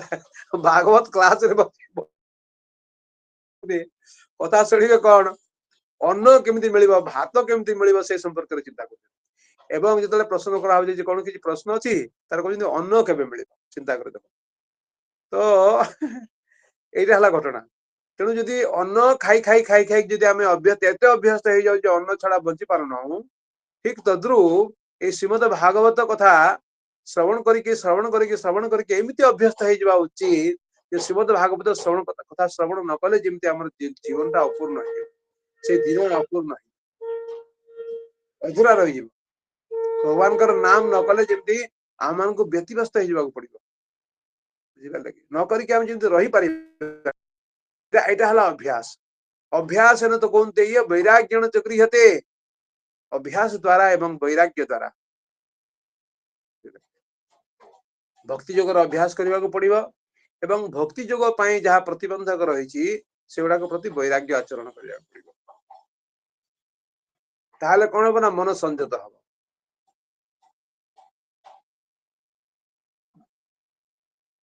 असंशय महाबाहो मनो दुर्निग्रहम चलम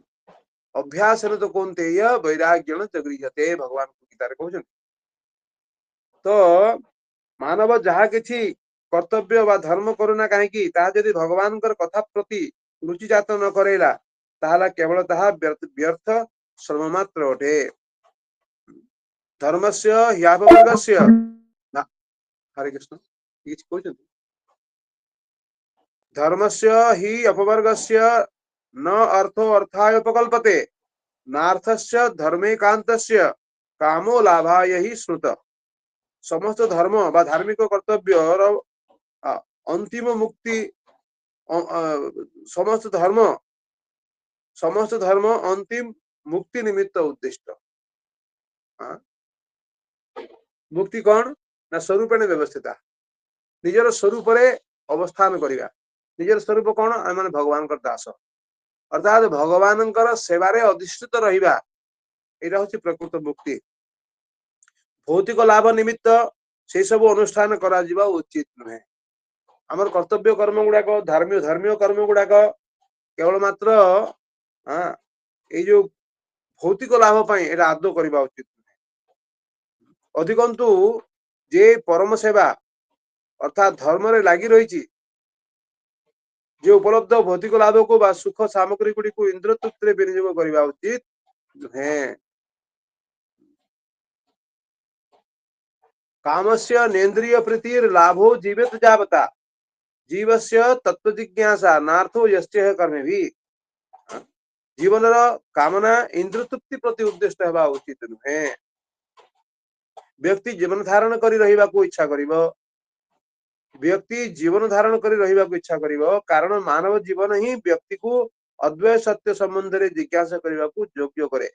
अतएव एही जिज्ञासा ही होची समस्त कर्मर लक्ष्य हेबा उचित अन्य किसी नुहे अर्थात ब्रह्म जिज्ञासा कौन साधारणतः मनुष्य एवं पशु जीवन भितर सामंजस्य रही आहार निद्रा भयमैथुन सामान्य पशुभिराणाम धर्मम ही तेषाम अधिको विशेष धर्मण हीना पशुभि समाना आहार निद्रा भय एवं मैथुन एटा पशु जीवन मध्य अछि एवं मनुष्य जीवन मध्य अछि यदि केवल मात्र यदि आहार निद्रा एवं भय मैथुन संपर्क में जिज्ञासा करिवार कथा यदि हमर थाए ताले आमे पशु जीवन अपेक्षा केमिति भाबरे उन्नत हेलु आमे पशु जीवन अपेक्षा हमर वैशिष्ट्य कोन रहिला धर्मम हि तेषाम अधिको विशेष हमर विशेषता होची धर्म जाजन करिवा एवं धर्मर प्रथम सोपान कोन अर्थात ब्रह्म जिज्ञासा जिमु किए मु काहे कि दुख भोग करूची मु मृत्यु पूर्व कोठी थी मु मृत्यु परे मु कोठी जीवी मो जीवन उद्देश्य कौन मु कहीं दुख कष्ट भोग करुची ए जगतर स्रष्टा किए तांको सहित मोर कौन संपर्क रही ए समस्त प्रश्न जिज्ञासा करिया कि पशु मानकर एभली जिज्ञासा बा एभली भाबरे प्रश्न पचारिबार तांकर से सामर्थ्य बा बुद्धि भगवान तांको एते उन्नत करे ना तांकर बुद्धि को तांकर बुद्धि मात्र केवल 4टा प्रश्न पचारिबार उद्दिष्ट कौन खाइबी केमती कोट रहिबी केमती भाबरे जौन सुख लाभ करि परिबी एवं केमती भाबरे आत्मरक्षा करिबी ए 4टा जिनिस କିନ୍ତୁ ପଶୁ ଜୀବନ ଏ ଚାରିଟା ଜିନିଷ ଉପରେ ସମ୍ପୂର୍ଣ୍ଣ ରୂପରେ ଅଧିକୃତ ରହିଛି କିନ୍ତୁ ମଣିଷ ଜୀବନ ଟିକେ ବେଶୀ ମଣିଷ ଜୀବନରେ ଆମେ ମାନେ ପ୍ରଶ୍ନ ପଚାରି ପାରିବା ଆମ ଜୀବନର ଉଦ୍ଦେଶ୍ୟ କଣ ଅର୍ଥାତ୍ ବ୍ରହ୍ମ ଜିଜ୍ଞାସା ତ ଏଥିପାଇଁ କୁହାହଉଛି ଯେ ଜୀବନର କାମନା ଇନ୍ଦ୍ରିୟ ତୃପ୍ତି ପ୍ରତି ଉଦ୍ଦିଷ୍ଟ ହେବା ଉଚିତ ନୁହେଁ ବ୍ୟକ୍ତି ଜୀବନ ଧାରଣ କରି ରହିବାକୁ ଇଚ୍ଛା କରିବ କାରଣ ମାନବୀ ଜୀବନ ହିଁ ବ୍ୟକ୍ତିକୁ ଅଦ୍ବୈତ ସତ୍ୟ ସମ୍ବନ୍ଧରେ ଜିଜ୍ଞାସା କରିବାକୁ ଯୋଗ୍ୟ କରେ ଦୁର୍ଲଭମ ମନୁଷ୍ୟମ ଜନ୍ମ ତଦପି ଅଧ୍ରୁବମ ଅର୍ଥଦମ ମନୁଷ୍ୟ ଜୀବନ ଅତ୍ୟନ୍ତ ଦୁର୍ଲଭ ଏବଂ ଅଧ୍ରୁବ ମଧ୍ୟ ଆଜି ଅଛି କାଲି ନାହିଁ ନିଶ୍ୱାସ ରହିବା ବିଶ୍ୱାସ ପଦାର୍ଥ ଭବିଷ୍ୟତି ଏବଂ ଅର୍ଥଦମ ଏଟା ମିନିଂଫୁଲ ଏଟା ଆମ ମାନଙ୍କୁ ପରମାର୍ଥ ପ୍ରଦାନ କରିବ ପରମ ସତ୍ୟ ବସ୍ତୁକୁ ଅବଜ୍ଞାତ କରାଇବ ଏ ମାନବ ଜନ୍ମ ତେଣୁ ଏଇ ଜିଜ୍ଞାସା ହିଁ ସମସ୍ତ କର୍ମର ଲକ୍ଷ୍ୟ ହେବା ଉଚିତ ଅନ୍ୟ କିଛି ନୁହେଁ ଲାଇନ ଚାଲିଗଲା ତାପରେ ଆଗାମୀ କାଲି ଆମେ ଆଲୋଚନା କରିବା ଯେ କେମିତି ଭାବରେ ଏ ଯୋଉ ପରମ ସତ୍ୟର ଯୋଉ ତ୍ରିବିଧ ପ୍ରକାଶ ରହିଛି ପରମ ସତ୍ୟକୁ କିଭଳି ଭାବରେ ତିନିଟା ବିଭାଗରେ ତିନି ପ୍ରକାରରେ କେମିତି ଉପଲବ୍ଧି କରାଯାଏ ବ୍ରହ୍ମ ପରମାତ୍ମା ଏବଂ ଭଗବାନ ଏଟା ଆଗାମୀ କାଲି ଆମେ ଆଲୋଚନା କରିବା ବଦନ୍ତି ତତ୍ତ୍ୱବିଦ ତତ୍ତ୍ୱം यत् ଜ୍ଞାନମଦ୍ବୟମ୍ ବ୍ରହ୍ମେତି ପରମାତ୍ମେତି ଭଗବାନ ଶବ୍ଦତେ ଆଜି ଏଇଠି ମୁଁ ରଖୁଛି ଆପଣମାନଙ୍କର ଯଦି କିଛି ପ୍ରଶ୍ନ থাকে ଲାଇନ ଚାଲି ଯାଇଛି ଆପଣମାନଙ୍କର କିଛି ପ୍ରଶ୍ନ ଥିଲେ ଆପଣ ମାନେ ପଚାରି ପାରନ୍ତି ହରେ କୃଷ୍ଣ କୃଷ୍ଣ କୃଷ୍ଣ ହରେ ହରେ हरे राम राम राम हरे राम राम राम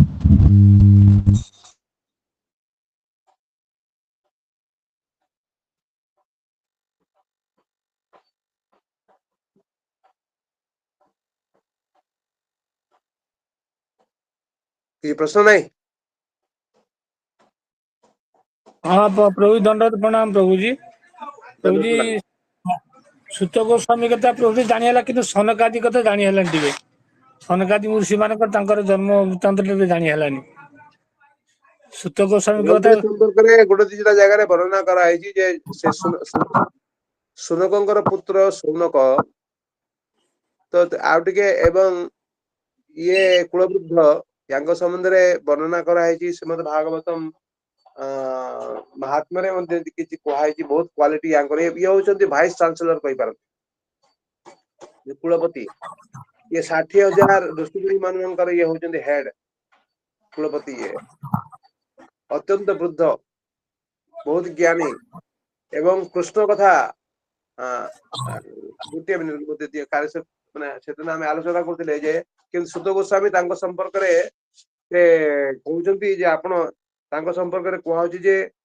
कृष्ण कथा जिज्ञासा करिवारे से अत्यंत कुशळे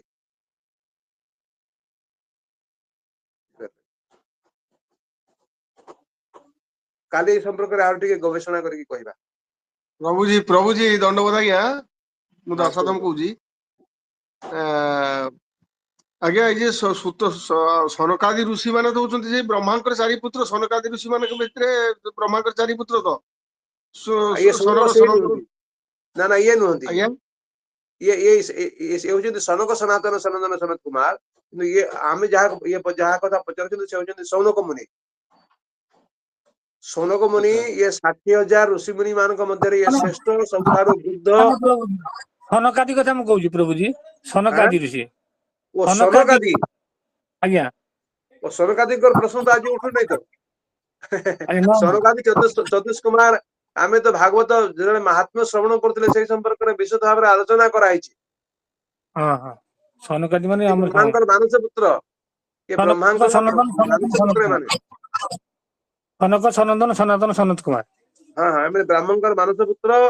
एवं ब्रह्मा चाहिथिले जे एमानकु विवाह करंतु प्रजा उत्पन्न करंतु एमाने कहले आज्ञा नाय आमे विवाह करिबुनी कहले मु तोर पिता हाँ आपण हमर पिता ही पारंती किंतु ए आदेश आमे दया करी मानि पारि आपण दया करंतु आमे क्षमा करंतु आमे ए आदेश मानिबा पई आमे प्रस्तुत न ए गोटे मात्र जिनिस आपण मानि पारंतु न मानि पारंतु एते जदि न मानि पारंतु एते कार किछि दोष रहइबनी ଯଦି ଆପଣ ଯଦି କହନ୍ତି ବିବାହ କରିବି ତାହେଲେ କେହି ଆପଣଙ୍କୁ ମନା କରିପାରିବେ ନା ତୁ ବିବାହ କରନା ତୁ ସନ୍ନ୍ୟାସୀ ହେଇଯାଏ କଥା ବି କେହି କହିପାରିବେ। ତେଣୁ ଏଇ ସ୍ୱାଧୀନତା ସାଧାରଣତଃ ପୁତ୍ରକୁ ଦିଆ ହେଇଥାଏ ଯଦି ବିବାହ କରିବୁ ନା ବିବାହ କରିବୁ। ଅନେକ ବଡ ବଡ ସନ୍ତ ପୁରୁଷ ମାନେ ସେମାନେ ଯଦିଓ ଖୁବ ବୈରାଗୀ କିନ୍ତୁ ସେମାନେ ପିତାଙ୍କର ଆଦେଶରେ ସେମାନେ କଣ କରିଛନ୍ତି ନା ସେମାନେ ଗୃହସ୍ଥ ହେଇଛନ୍ତି। ଯେମିତି କର୍ଦ୍ଦମ ମୁନି ଗୃହସ୍ଥ ହେଇଛନ୍ତି କିନ୍ତୁ ଏମାନେ ବ୍ୟତିକ୍ରମ ନା ଆମେ ବିବାହ କରିବୁନି ରାଗିଗଲେ। ରାଗି ଯିବା ପରେ ବ୍ରହ୍ମା ଏତେ କ୍ରୋଧାନ୍ୱିତ ହେଇଛନ୍ତି ତାପରେ ବି ୟାଙ୍କର କିଛି ଅମଙ୍ଗଳ କରିପାରିନା। ସେଥିରେ ବରଂ ରୁଦ୍ର ଜନ୍ମ ଗ୍ରହଣ କରିଛନ୍ତି ଶିବ ଜନ୍ମ ଗ୍ରହଣ କଲେ ଭଗବାନଙ୍କର ଇଏ ବ୍ରହ୍ମାଙ୍କର ଯୋଉ କ୍ରୋଧରୁ। କିନ୍ତୁ ଯତୀଶ କୁମାର ଏମାନେ ଏମିତି ଭଜନଶୀଳ ବ୍ୟକ୍ତି ଏମାନଙ୍କର ବୟସ ସବୁବେଳେ 5 ବର୍ଷ ବୟସ। ଏମାନେ ବୈକୁଣ୍ଠରେ ନିର୍ବିଘ୍ନରେ ଏମାନେ ବିଚରଣ କରିପାରନ୍ତି। ଥରେ ଜୟ ବିଜୟ ୟାଙ୍କୁ ବେତ ଦେଖେଇକି ଜୟ ଏବଂ ବିଜୟ ଭଗବାନଙ୍କର ଲାଷ୍ଟ ଯୋଉ ଦ୍ଵାର ସପ୍ତମ ଦ୍ୱାରରେ ଏମାନଙ୍କୁ ଛାଡିଲା ନାହିଁ। ଛୋଟିଆ ପିଲା କଣ କରିବ ଏଠି ଡିଷ୍ଟର୍ବ କରିବାକୁ ଯିବ ଭଗବାନଙ୍କୁ ଗେଟ୍ ଆଉଟ୍ ବାହାରି ଯା ଏଠୁ। ବେତ ଉଚ୍ଚ କରିକି ତାଙ୍କୁ ମାନେ ତର୍ଜନ ଗର୍ଜନ କଲେ ଏବଂ ମନା କରିଦେଲେ। ତାପରେ ରାଗିଗଲେ ତମେ ଆମକୁ ଏଭଳି ଭାବରେ ବ୍ୟବହାର କରୁଛ ଏଠି ଭେଦଭାବ ଦର୍ଶନ କରୁଛ। ଅଭିଶାପ ଦେଇଦେଲାରୁ କଣ ହେଲା ସେମାନେ ବୈକୁଣ୍ଠରୁ ସେମାନେ ଚ୍ୟୁତ ହେଇଗଲେ। ବୈକୁଣ୍ଠରୁ ସେମାନଙ୍କର ପତନ ହେଇଗଲା। ଅସୁର ଜନିରେ ସେମାନେ ଆସିଲେ ଜୟ ବିଜୟ 3 ଜନ୍ମ ଧରିକିରି ହିରଣ୍ୟକଶିପୁ ହିରଣ୍ୟାକ୍ଷ ଏବଂ କୁମ୍ଭକର୍ଣ୍ଣ ଏବଂ ରାବଣ ଏଇଭଳି ଭାବରେ ସେମାନେ ଆସିଛନ୍ତି। ତ ଆପଣ ଦେଖନ୍ତୁ ଯେ ଏମାନେ କେତେ ପାୱାରଫୁଲ ସବୁବେଳେ ଏମାନଙ୍କର କଥା ହଉଛି ମୁହଁରେ ଭଗବାନଙ୍କର ନାମ ରହିଥାଏ। ସବୁବେଳେ ଏମାନେ ହରିକଥାରେ ଜୀବନ ଧାରଣ କରନ୍ତି। ହରିକଥା ଶ୍ରବଣ କରନ୍ତି ବା ହରିକଥା ସେମାନେ ଅନ୍ୟକୁ ଶୁଣାଇଥାନ୍ତି। କଥା ସର୍ବସ୍ୱ ଜୀବନ କଥା ସର୍ବସ୍ୱ ଜୀବନ ଏମାନଙ୍କର। ଏମାନଙ୍କୁ ଜରାଗ୍ରସ୍ତ ଏମାନଙ୍କର ବୟସ ବିଲକୁଲ ବାଧିତ କରିପାରେ ନାହିଁ। ଏମାନେ ମଧ୍ୟ ନିର୍ବିକଳ୍ପ ବ୍ରହ୍ମ ସମାଧିରେ ଥିଲେ କିନ୍ତୁ ଯେତେବେଳେ ଭଗବାନ ଆସିଲେ ତାଙ୍କ ପାଖକୁ କ୍ଷମା ମାଗିବା ପାଇଁ ଯେ ମୋର ଭୃତ୍ୟ ମାନେ ମୋର ଜୟ ବିଜୟ 2 ଜଣ ଭୃତ୍ୟ ଆପଣଙ୍କ ମାନେ ଚରଣରେ ଅପରାଧ କରିଛନ୍ତି। ସେଇ ସମୟରେ ଭଗବାନଙ୍କର ଚରଣରେ ଯୋଉ ତୁଳସୀ ଅର୍ପିତ ହେଇଥିଲା ସେ ତୁଳସୀର ସୌରଭରେ ଏମାନେ ଭଗବାନଙ୍କ ପ୍ରତି ଆକୃଷ୍ଟ ହେଇ ପଡିଲେ। ଭଗବାନଙ୍କର ସେବାରେ ଭଗବାନଙ୍କ ରୂପରେ ଭଗବାନଙ୍କର ଗୁଣରେ ଆକୃଷ୍ଟ ହେଇଗଲେ। ତେଣୁ ସନକାଦି ଋଷି ମାନଙ୍କ ସମ୍ବନ୍ଧରେ ଭିନ୍ନ ଭିନ୍ନ ଜାଗାରେ ଭିନ୍ନ ଭିନ୍ନ କିଛି ରହିଛି ଏବଂ ଆମର ଯୋଉ 4ଟା ସମ୍ପ୍ରଦାୟ ରହିଛି ଏଇ ଯୋଉ ସନକାଦି ଋଷି ଗୁଣ ଗୋଟେ ସମ୍ପ୍ରଦାୟର ମୂଳ ଆଚାର୍ଯ୍ୟ।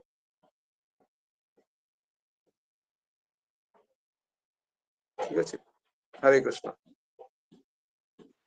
ହରେ ହରେ କୃଷ୍ଣ କୃଷ୍ଣ। ପ୍ରଭୁଜୀ। ପ୍ରଭୁଜୀ ଆଉ ହଁ ଟିକେ ଜୀବର ଯୋଉ ପରମ ପୁରୁଷାର୍ଥ ଟିକେ ଆଉ ଟିକେ ବିଶଦ ଭାବରେ ବୁଝେଇବେ। କଣ କହିଲେ କୃଷ୍ଣ ଜୀବର ପରମ ପୁରୁଷାର୍ଥ। ଜୀବନ ପରମ ପୁରୁଷାର୍ଥ ହଉଛି କୃଷ୍ଣ ପ୍ରେମ କୃଷ୍ଣଙ୍କର ସେବା। ବୁଝିପାରିଲେ କି ପ୍ରେମମୟୀ ସେବା ହଉଛି ପରମ ପୁରୁଷାର୍ଥ। ଯୋଉ ଭକ୍ତି ଦ୍ଵାରା ଯୋଉ ସେବା ଦ୍ଵାରା ଭଗବାନ ସନ୍ତୁଷ୍ଟ ହେଇଥାନ୍ତି। ଭଗବାନ ମାୟା ବସୁ କୁହାହଉଛି ଯେ ଭକ୍ତି ବସ ମାଧବ ଭଗବାନ ଭକ୍ତି ଦ୍ଵାରା ବଶୀଭୂତ ହେଇଥାନ୍ତି। ଭଗବାନ ଝିଅ ମାନଙ୍କୁ ବା ତାଙ୍କର ଯୋଉ ଅନ୍ୟମାନେ ଯୋଉ ସବୁ ଅଛନ୍ତି ଭକ୍ତ ମାନେ ଯଦି କହିବେ ମୁକ୍ତି ଦିଅ ଶୀଘ୍ର ମୁକ୍ତି ଦେଇଦେବେ। ଭକ୍ତି ଦିଅ ଦେଇଦେବେ ଯାହା ଚାହିଁଲେ ତାହା ଦେଇଦେବେ। କିନ୍ତୁ ଯେତେବେଳେ କିଏ ଭକ୍ତି ମାଗିବ କିଏ ଭାବି ଚିନ୍ତିକି ଦେବେ। କାରଣ ଭକ୍ତି ତାଙ୍କୁ ବଶୀଭୂତ କରିଥାଏ। ଭକ୍ତି ଭଗବାନଙ୍କୁ ବଶୀଭୂତ କରିଥାଏ। ଭକ୍ତି ବସ ମାଧବ। କିନ୍ତୁ ଏ ଭକ୍ତି ଆମକୁ କୋଉଠୁ ମିଳିବ? सत्संग लभते पुंभी भगवत भक्त जनेषु परिजायते। भगवत भक्त संगेषु परिजायते। भगवत भक्ति भक्त मानकर सान्निध्य भक्त मानकर भक्त संगरू साधु संगरू यही साधु जो भक्ति मिल प्रश्न हूँ कौन ना ये साधु संग क्या मिल ये भी तो गोटे प्रश्न। साधु संगरू भक्ति मिले भक्ति मिलिले भगवान बशीभूत हुअନ୍ତି। किंतु साधु संग क्या मिल सत्संग लभते पुंभी सुकृते पूर्व संजीते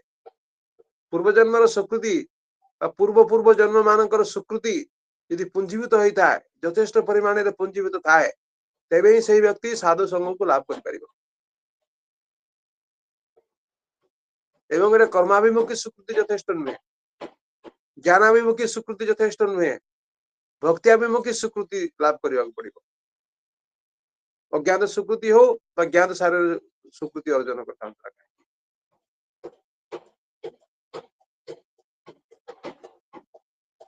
जदि जदि पूर्वजन्म सुकृति न थाए ताले कौन हम प्रश्न होची से कौन साधु संग मिलबनी एटा घटना ठीक किंतु कौन सी साधु जदि ताको अहेतुक कृपा करथांती कारण भक्त माने साधारणतः तांकर कृपा समस्तंग पई थाए भल माने से भेदाभेद विचार करते ना पात्र पात्र विचार करते ना अत्यंत दयालु अनेक समय भक्त माने कौन करती अन्य मानव को जो मैंने सुकृतिहीन व्यक्ति मान को मध्य सुकृति प्रदान करता उदाहरण स्वरूप चैतन्य अवतार रे भगवान चैतन्य महाप्रभु कहते शुण शुण नित्यानंद सुन हरिदास सर्वत्र आमार आज्ञा करो प्रकाश प्रति घरे घरे गया करो ये भिक्षा बोलो कृष्ण भज कृष्ण कर कृष्ण शिक्षा तापरे नित्यानंद प्रभु एवं हरिदास ठाकुर प्रचार करने गले अनेक बाधा विपत्तिर सम्मुखीन होती दिने द्वितीय थर थे कौन ना जगाई बाधा हाबुड़ पड़ी जगाई मध्य नाम करने को मना कर जगाई मधाई को नित्यानंद प्रभु कहते अरे भाई तुम भगवान का नाम कर बोलो कृष्ण भज कृष्ण कर कृष्ण शिक्षा आमको उपदेश करुच एत बड़ साहस तुमर तापरे माधाई कौन कर नित्यानंद प्रभु मस्तक आघात कर मदर जो कलसी थी मदर कलसी देखी आघात कर नित्यानंद प्रभु जो कपाल रक्त झलुची नित्यानंद प्रभु कांदी कांदी कहते मेरे छीस कलसीर काना सही बारे पारी तदेर दुर्गति आमी सही बारे नारी अरे तू आज मत जो मदर कलसी रे मत आघात कर मो कपाल रक्त बाहर कर देचु एटा मो पई किसी असुविधा ना मुझे सही पार यही जंत्रणा मु इजिली सही पार किंतु तुमर जो भविष्य देखिक तुम जो दुर्दशा देखिक बर्तमान तो कि प्रकार भक्ति विहीन भाव तुम्हें मैंने जीवन यापन कर तुम कौन दशा तुम ये दुर्दशा देखिक मु चिंतित मेरे चीज तोरा ताहे क्षति ना मत मारिच से किसी क्षति नुहे सुमधुर हरिनाम मुखे एक बार बोलो भाई तुम्हें जो भगवान को मधुर नाम थे तू उच्चारण कर इतने उद्धार हो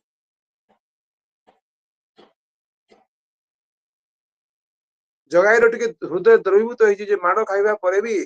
नित्यानंद प्रभु अनुरोध कर नाम करने किंतु माधाई आहरी क्रोधान्वित हो माधाई पुनर्बार द्वितीय बार आक्रमण करने को जाइए ते आज मुझे शेष करदेवी ते हत्या करी मर्डर करदेवी पुनर्बार आक्रमण करने जो प्रस्तुत है जगाई धरी नहीं ना ना ना देख देख देख ये विदेशी सन्यासी या मारिकी कौन लाभ पाइबू या दयाकोरी आ मारना जो हरिदास ठाकुर देखले नित्यानंद प्रभु कपाल झरझर एक रक्त बाहर से समय हरिदास ठाकुर चित्कार कर अरे किए कौटी अच शीघ्र चली आस पाषांडी माने नित्यानंद प्रभु को आघात कर श्रीमान महाप्रभु आसि किए किए मो भाई को आघात कर माधव कह मु तुम मैंने हरिनाम बंदन कर समस्त दशा करी महाप्रभु क्रोधान्वित होती क्रोध देखी नित्यानंद प्रभु एवं हरिदास ठाकुर महाप्रभु को चरण में प्रार्थना कर प्रभु आपण क्षमा करंतु शांत हुंतु नित्यानंद प्रभु कहते कहीं क्षमा महाप्रभु क्रोधान्वित कहते कहीं क्षमा नहीं क्षमा नहीं क्षमा क्षमा सुंदर होइछि भीषण क्षमा सुंदर मु आज मो भीषण हो ସୁଦର୍ଶନ ସୁଦର୍ଶନ ଧ୍ୱଂସ କର ପାପୀ ସହ ତ୍ରିଦୀପ ବ୍ରହ୍ମାଣ୍ଡ। ଏ ପାପୀ ମାନଙ୍କ ସହିତ ପୁରା ବ୍ରହ୍ମାଣ୍ଡ ଧ୍ୱଂସ କରିଦେ, ଏ ଦୁଃଖ ଆଉ ଦେଖି ହଉନି। ତାପରେ ନିତ୍ୟାନନ୍ଦ ପ୍ରଭୁ ସେଠି ଖୁବ ଇମ୍ପୋର୍ଟାଣ୍ଟ କଥାଟା କହିଛନ୍ତି, ପ୍ରଭୁ ଆପଣ ଦୟାକରି ଏମାନଙ୍କୁ ହତ୍ୟା କରନ୍ତୁ ନାହିଁ। ଆପଣ ଏ ଅବତାରରେ ଅସ୍ତ୍ର ଧାରଣ କରିନାହାନ୍ତି, ଅନ୍ୟାନ୍ୟ ଅବତାରରେ ଆପଣ ବହୁତ ଅସୁର ମାରିଛନ୍ତି, ବିନାଶାୟ ଦୁଷ୍କୃତାମ, କିନ୍ତୁ ଏଇ ଅବତାରରେ ଆପଣ ବିନାଶାୟ ଦୁଷ୍କୃତାମ ନୁହେଁ,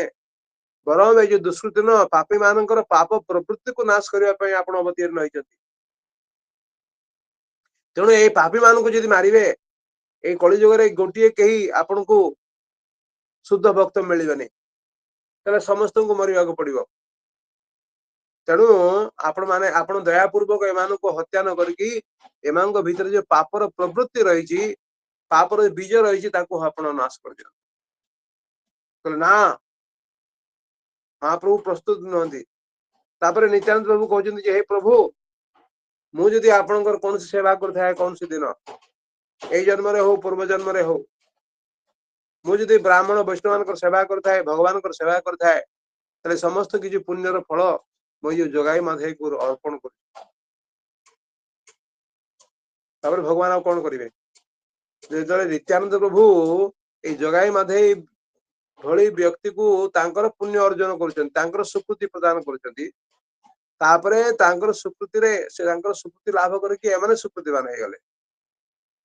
ଜଣେ ପ୍ରଭୁପାଦଙ୍କୁ ପଚାରୁଛି ଯେ, ପ୍ରଭୁପାଦ, ମୁଁ ତ ପାପିଷ୍ଟ ଥିଲି, ମୋର ତ ମନେ ପଡୁନାହିଁ କେବେ କୌଣସି ଦିନ ମୁଁ ସ୍ୱୀକୃତି ଅର୍ଜନ କରିଛି। ଆଜି ମୁଁ ଭକ୍ତିର ଅଧିକାରୀ ହେଇପାରିଛି ଆପଣଙ୍କ କୃପାରୁ। ମୁଁ ଆଜି ବୃନ୍ଦାବନ, ପୁରୀ, ମଥୁରା, ମାୟାପୁର ଇତ୍ୟାଦି ସ୍ଥାନ ମାନଙ୍କୁ ମୁଁ ଦର୍ଶନ କରିପାରୁଛି, ଭଗବାନଙ୍କର ନାମ ରହୁଛି, ପ୍ରସାଦ ପାଉଛି, ଆପଣଙ୍କର ଚରଣ କମଳ ପାଇଛି। କେମିତି ଭାବରେ ସମ୍ଭବ ହେଇପାରିଲା? ମୋର ତ କୌଣସି ପୁଣ୍ୟ ନଥିଲା ଜୀବନରେ କେବେ। ପ୍ରଭୁପାଦ କହିଲେ, ମୁଁ ଜାଣେ, କିନ୍ତୁ ମୁଁ ତମ ମାନଙ୍କ ପାଇଁ ମୁଁ ସୌଭାଗ୍ୟ ନେଇକି ଆସିଛି, ସ୍ୱୀକୃତି ନେଇକି ଆସିଛି। ତେଣୁ ଚୈତନ୍ୟ ମହାପ୍ରଭୁଙ୍କ ଭକ୍ତ ମାନେ, ନିତ୍ୟାନନ୍ଦ ପ୍ରଭୁଙ୍କର ଅନୁଗାମୀ ମାନେ, ସେମାନେ କଣ କରନ୍ତି ନା ସ୍ୱୀକୃତିହୀନ ବ୍ୟକ୍ତି ମାନଙ୍କୁ ସ୍ୱୀକୃତି ପ୍ରଦାନ କରିଥାନ୍ତି, ଏବଂ ସେଇ ସ୍ୱୀକୃତି ବଳରେ ଆମେ ମାନେ ସମସ୍ତେ ଭକ୍ତିର ଅଧିକାରୀ ହେଇପାରିବା। ଆମେ ଆନନ୍ଦ ସଂହିତାର ଆଲୋଚନା କରୁଥିଲେ, କିଭଳି ଭାବରେ ଅନନ୍ତ ଦେବ ସିଏ ଗୋଲକ ବୃନ୍ଦାବନକୁ ଯାଇକି ରାଧା ମାଧବଙ୍କର ଯୁଗଳ ମୂର୍ତ୍ତି ଦର୍ଶନ କରିବା, ତାଙ୍କର ସେବା କରିବା ପାଇଁ ନିଜକୁ ଅସମର୍ଥ ମନେ କରୁଛନ୍ତି। ବିଷ୍ଣୁ ଅସମର୍ଥ ମନେ କରନ୍ତି, କାରଣଦକ ସାହି ବିଷ୍ଣୁ, କ୍ଷୀରୋଦକ ସାହି ବିଷ୍ଣୁ, ଗର୍ଭୋଦକ ସାହି ବିଷ୍ଣୁ, ଏମାନେ ମଧ୍ୟ ଅସମର୍ଥ ମନେ କରନ୍ତି। କିନ୍ତୁ ଆଜି ସାଧାରଣ ଲୋକମାନେ, ଆମର ଜନସାଧାରଣ, ଜାତି ଧର୍ମ ବର୍ଣ୍ଣ ନିର୍ବିଶେଷରେ ସେମାନେ କିଭଳି ଭାବରେ ରାଧାକୃଷ୍ଣଙ୍କର ଯୁଗଳ ମୂର୍ତ୍ତି ସେବା କରୁଛନ୍ତି। ଘରେ ଘରେ ପୃଥିବୀରେ ରାଧାକୃଷ୍ଣଙ୍କର ମୂର୍ତ୍ତି ବିଗ୍ରହ ପ୍ରତିଷ୍ଠା ହଉଛି, ଜଗନ୍ନାଥ ବଳଦେବ ସୁଭଦ୍ରା ଦେବୀଙ୍କର ମୂର୍ତ୍ତି ପ୍ରତିଷ୍ଠା ହଉଛି, ଗୌରତାଙ୍କର ମୂର୍ତ୍ତି ପ୍ରତିଷ୍ଠା ହଉଛି। ସମଗ୍ର ବିଶ୍ୱରେ ଲୋକମାନେ କିଭଳି ଭାବରେ ହରିନାମ କରୁଛନ୍ତି। ଏପରିକି ବିଦେଶୀ ଲୋକମାନେ ମଧ୍ୟ ସେମାନେ ମସ୍ତକ ମୁଣ୍ଡନ କରିକି ଦ୍ୱାଦଶ ଅଙ୍ଗରେ ତିଲକ ଆଙ୍କୁଛନ୍ତି, ମା ମାନେ ଶାଢୀ ପିନ୍ଧୁଛନ୍ତି, ଏକାଦଶୀ ପାଳନ କରୁଛନ୍ତି, ଚା ପାନ ବିଡି କଫି ସିଗାରେଟ ତମାଖୁ ଗୁଡାକ ମଦ ଗଞ୍ଜେଇ ଭାଙ୍ଗ ଛାଡିଛନ୍ତି, ମାଛ ମାଂସ ପିଆଜ ରସୁଣ ଅଣ୍ଡା ଛାଡିଛନ୍ତି, ସମସ୍ତ ପ୍ରକାର ଜୁଆ ଖେଳ ପରିତ୍ୟାଗ କରିଛନ୍ତି, ଅବୈଧ ସ୍ତ୍ରୀ ସଂଘ ପୁରୁଷ ସଂଘ ପରିତ୍ୟାଗ କରିଛନ୍ତି, ଏବଂ ଶୁଦ୍ଧ ବୈଷ୍ଣବ ରୂପରେ ପରିଣତ ହେଇକି ଭଗବାନଙ୍କର ଭକ୍ତି ଯାଜନ କରୁଛନ୍ତି ସମଗ୍ର ପୃଥିବୀରେ। ଏଇଟା କେମିତି? ଏଇଟା ହଉଛି ଗୌର ନିତ୍ୟାନନ୍ଦ ପ୍ରଭୁଙ୍କର କରୁଣା, ଏଇଟା ହଉଛି ଭକ୍ତ ମାନଙ୍କର କରୁଣା। ଭଗବାନଙ୍କର ଭକ୍ତ ମାନେ ଏଭଳି ଭାବରେ ସ୍ୱୀକୃତିହୀନ ବ୍ୟକ୍ତି ମାନଙ୍କୁ ମଧ୍ୟ ସ୍ୱୀକୃତି ପ୍ରଦାନ କରିଥାନ୍ତି, ଏବଂ ସେଇ ସ୍ୱୀକୃତି ବଳରେ ଆଜି ସମସ୍ତେ ସାଧୁସଙ୍ଗ ପାଇପାରୁଛନ୍ତି, ଏବଂ ସେ ସାଧୁସଙ୍ଗ ଫଳରେ ଆଜି ସମସ୍ତେ ଭକ୍ତି ଯାଜନ କରିପାରୁଛନ୍ତି। Hare Krishna.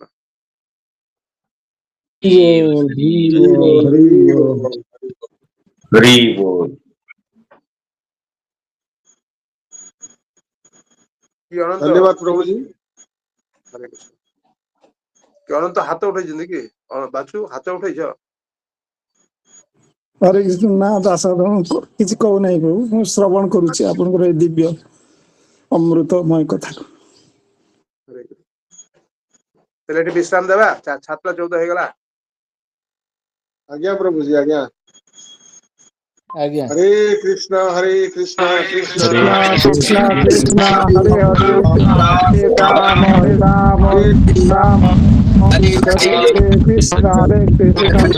Krishna Hare Ram, Hare Ram, Hare Hare, Hare Krishna, Hare Krishna, Hare Ram, Hare Ram, Hare Ram.